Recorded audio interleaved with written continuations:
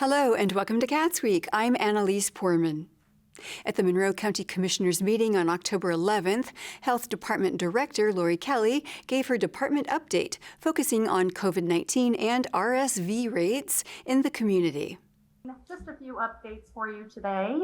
So according to the Indiana Department of Health COVID-19 dashboard, hospitalizations, emergency department room visits, COVID cases, wastewater concentrations have all decreased. Recently, RSV cases have started to rise in the southeastern area of the United States. This could mean that we will begin to see cases here locally, and we will be monitoring this. We have started to receive a limited supply of updated COVID vaccines. What we currently have available is Pfizer for children 6 months to 11 years with private insurance, Pfizer for children 6 months through 18 who are uninsured or underinsured, Pfizer and Moderna for those 19 or older who are uninsured or underinsured. We currently do not have supply for those 12 and older with insurance. We have received RSV vaccines for adults 60 and older, and you can call 812-353-3244 for an appointment. Later in the meeting, Highway Director Lisa Ridge asked the commissioners to approve a service agreement with HNTB Corporation. The agreement is for hydraulic analysis at Bean Blossom Creek at 2 locations where stream banks have eroded adjacent to county roadways. The task order is for hydraulic analysis at the Bean Blossom Creek. We have 2 locations where some stream banks have eroded adjacent to the county roadways. The study will result in recommendations for us moving forward for erosion control to help stabilize those banks. Commissioner Julie Thomas commented that they can use what they learned from this analysis elsewhere in the county. I'm going to assume that what we learn in the Bean Blossom Creek area will help us in other parts of the county where we have this problem, because I know there are a number of locations in the county where we have erosion coming up, including my street, right up next to the roadway. And so I think anything we can learn and utilize elsewhere is great. So this is a great idea. Thank you. The commissioners approved the service agreement unanimously. The commissioners' meeting scheduled for October 18th was canceled. Their next meeting will be held on October 25th. The Bloomington Board of Public Works met for its regular meeting on October 10th. For the 3rd meeting in a row, members of the public came to speak in opposition to the Gateway project. Once again, the board discussed the lane and sidewalk closure request from Reed & Sons for the Bloomington Gateway project at Miller Showers Park. The proposed timeline for construction was from October 16, 2023 to January 12, 2024. Joining the board, Mayor John Hamilton appointed a former city employee, Jane Cooper-Smith, to fill the vacancy left by Jennifer Lloyd when she stepped down in August. So this is an item that has come before the board for the last several meetings. This is a request from Reed & Sons to use the public right-of-way for facilitating public improvements and other improvements within, or other projects within the Miller Showers Park area. The first permit consists of the work that will be completed by Reed & Sons, which involves several of the public improvements to the right-of-way. That include new ADA ramps, a new median in between College Avenue and Walnut Street with improved turning radius, new sidewalks, new lighting features to improve visibility, new vegetation, including native trees and other improvements. And then the second permit consists of the installation of the gateway piece that would be done by BOMAR. So for the first permit is a road closure on North Old State Road 37 between North College Avenue and North Walnut Street for approximately 40 days. Some lane closures along North College Avenue for intermittent durations during the installation of the site infrastructure, sidewalk closures that connect to the median, lane closures that will allow for the milling and repaving, and then as well as that permit for BOMAR for a lane closure along in between College and Walnut Street on or around December 13th. Additionally, this does include the improvement we've spoken about before with the new portion of sidewalk on the west side of College Avenue, south of Old State Road 37 there, affectionately known as the Steak and Shake sidewalk that we've spoken about. And so this is to facilitate the installation of a gateway piece that has been contracted through the Parks Department and approved by the Board of Parks Commissioners for the installation of the gateway piece at Miller Showers Park. The board is being asked to approve the use of right-of-way for this, and we do request your approval. During public comment on the lane and sidewalk request, Bloomington resident and former president of the Board of Public Works, Charlotte Zitlow, said that the Gateway Project's art installation came as a surprise to her and shared that she thinks its design is an affront to the artistic community in Bloomington. Comes as a great surprise to many of us, and an affront, I must say. Personally, I realize that there are different kinds of sensibilities to artistic things, but one of the things that Bloomington has treasured itself for, and wants to be known for, is being a city of arts and good, the arts. Let's say that. I don't recall, and nobody seems to know, certainly the people around here who are artists, were not aware if there was any call for projects to be built with the millions of dollars that have been spent on this project. The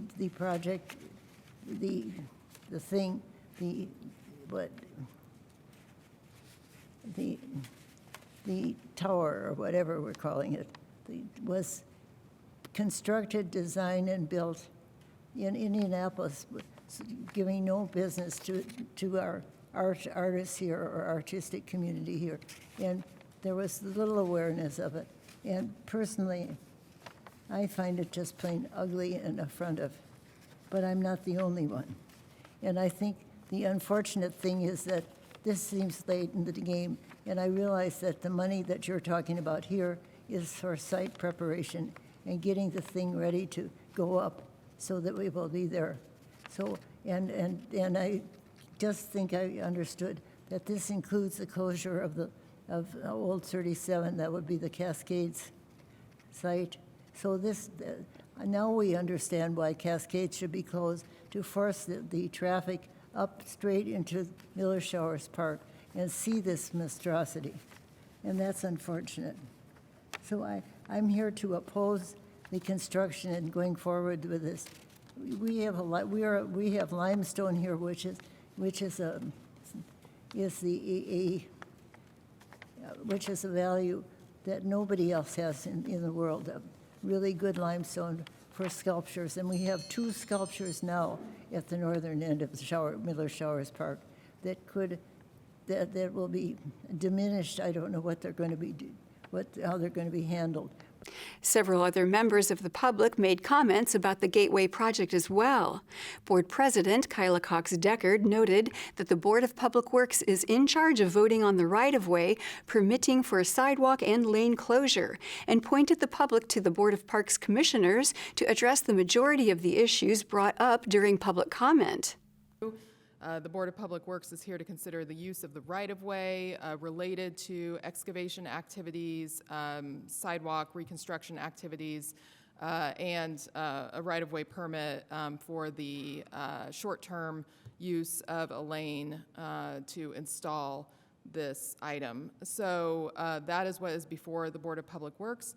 The Board of Parks Commissioners is the board that presides over the contracts for these items.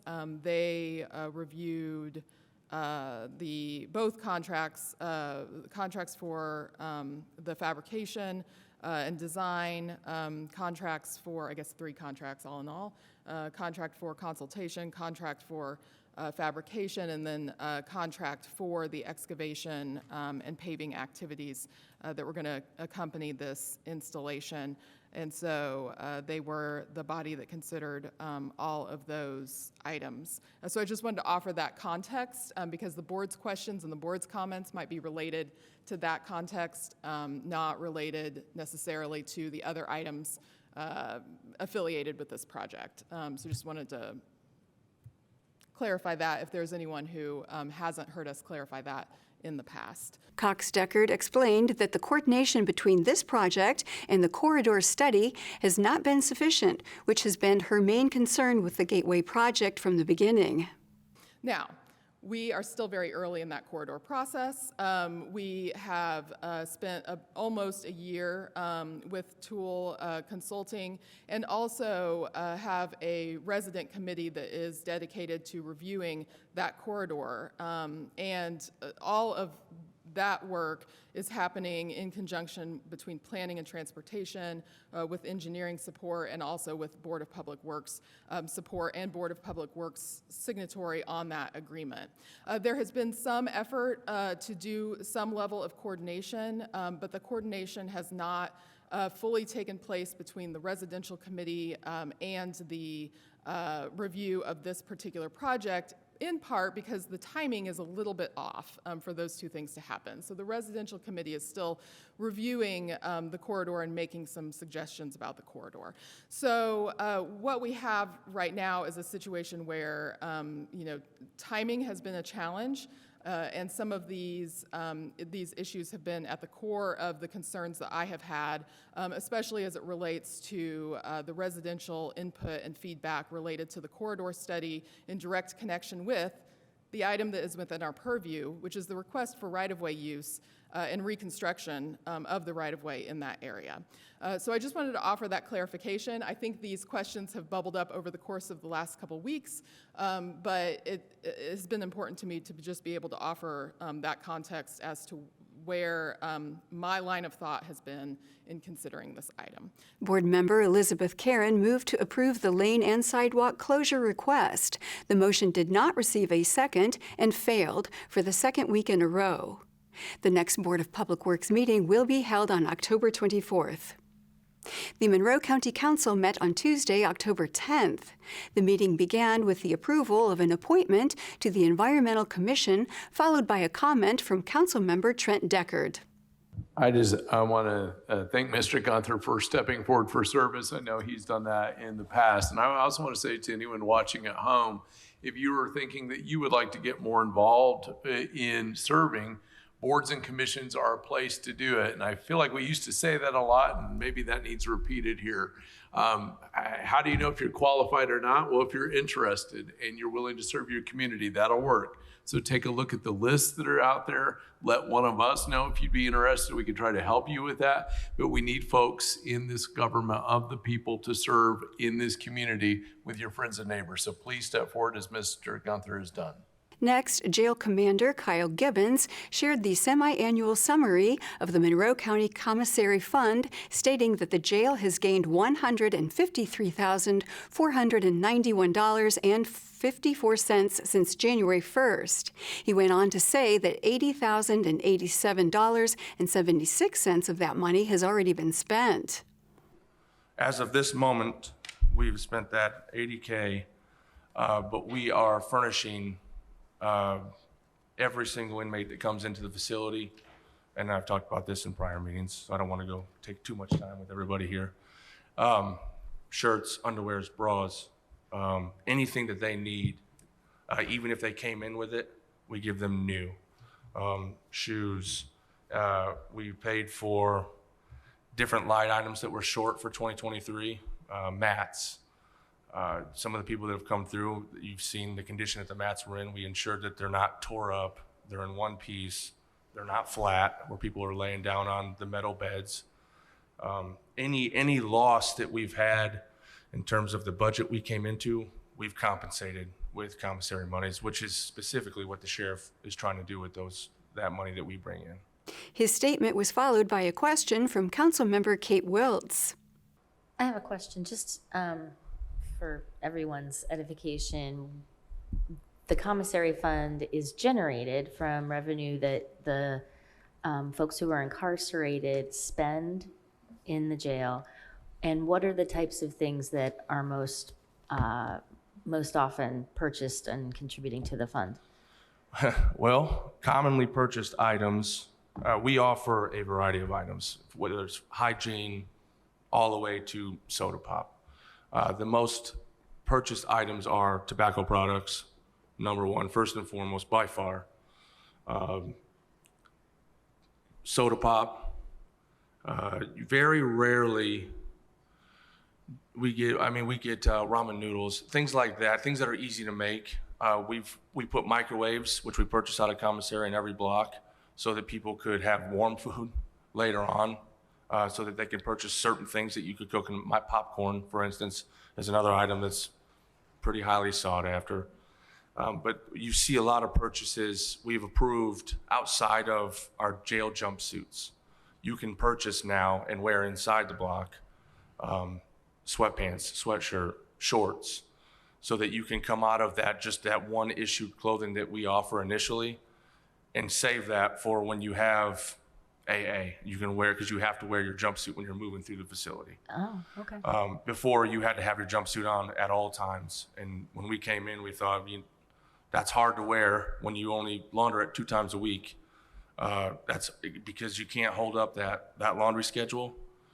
When you go through the 200 people, you can only get that 2 times a week. Mm-hmm. So we try to rectify that with our commissary fund. So basically what we've done as a staff is say, if the inmates are going to spend money on products here and we're going to get a surplus with that, we're going to put it back into the facility itself and the inmates inside of it as much as we can.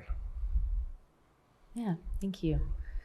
The discussion of the commissary fund ended with a question and answer about the purchase of tasers and a comment from Councilmember Jennifer Crossley.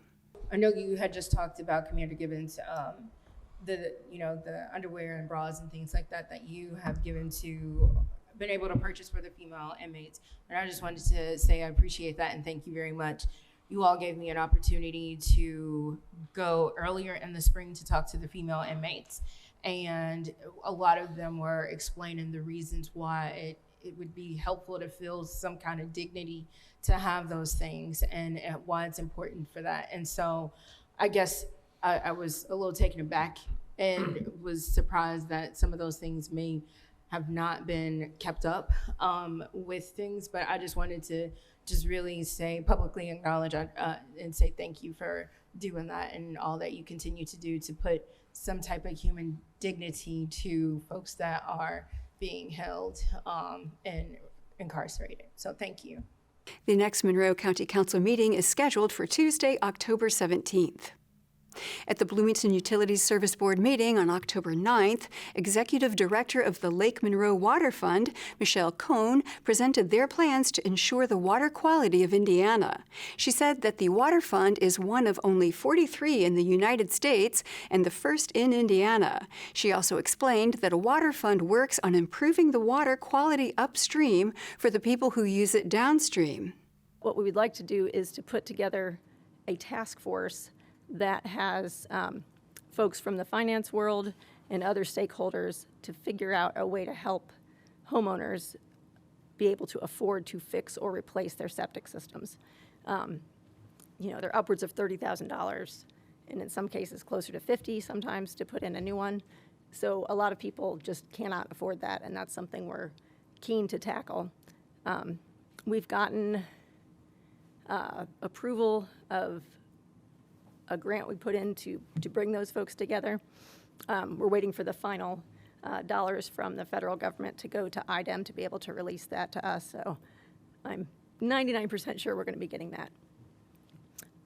The other program that we're doing, hopefully, we submitted an application for $204,000 to the U.S. Forest Service, and that grant has 3 parts. One part is invasives removal in Yellowwood, particularly close to the lake, and then going out from there. Another section is working with the town of Nashville on removing invasive trees and planting native trees.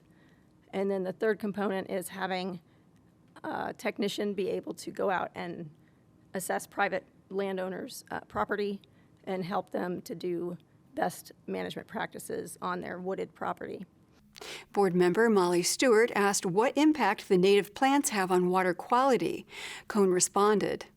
In a nutshell, native plants have vastly deeper roots than invasive species, and so they do a much better job of holding the soil and preventing erosion.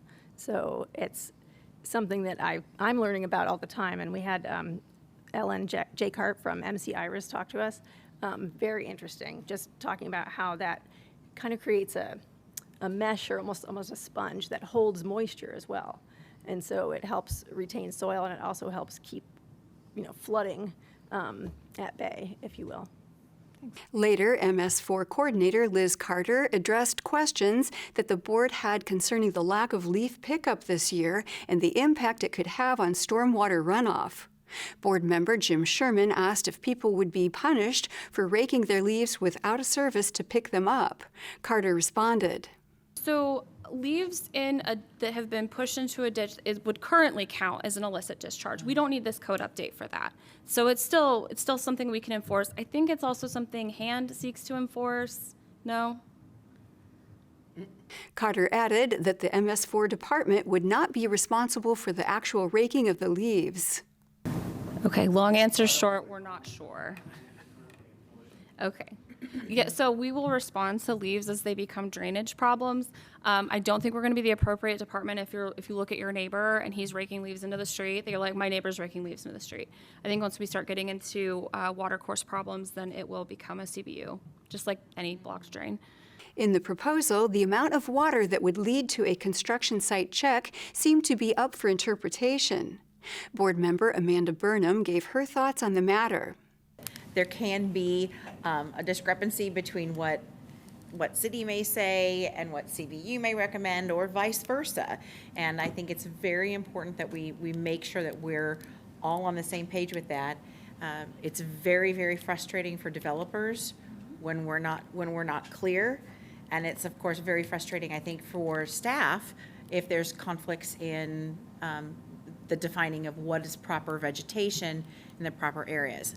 I don't know who is right, who is wrong, who has better suggestions or what, but irregardless, we must get together so that we are both on the same page with that, and not cause future frustrations for everybody. Carter reassured the board that they have future meetings planned to further revise the proposal. The next Bloomington Utilities Service Board meeting will be held on October 23rd. And that is all for CATSweek. Thank you for joining us. For CATS and WFHB, I'm Annalise Poorman.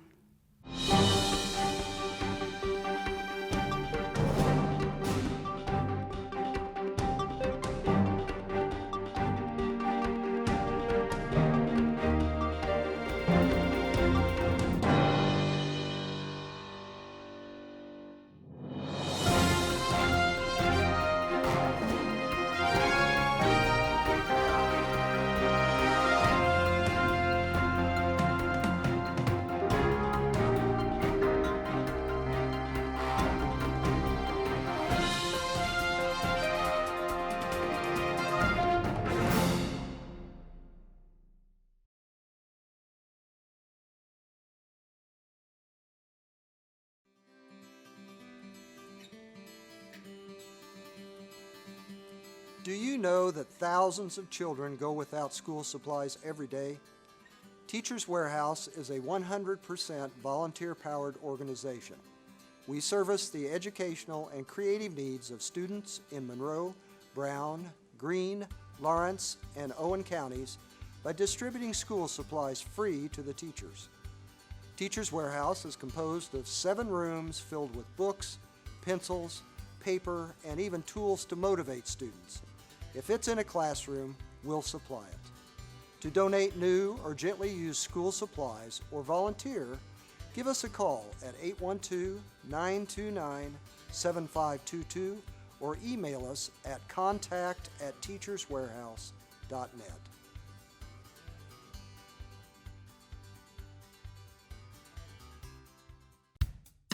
For hurting families in Monroe County.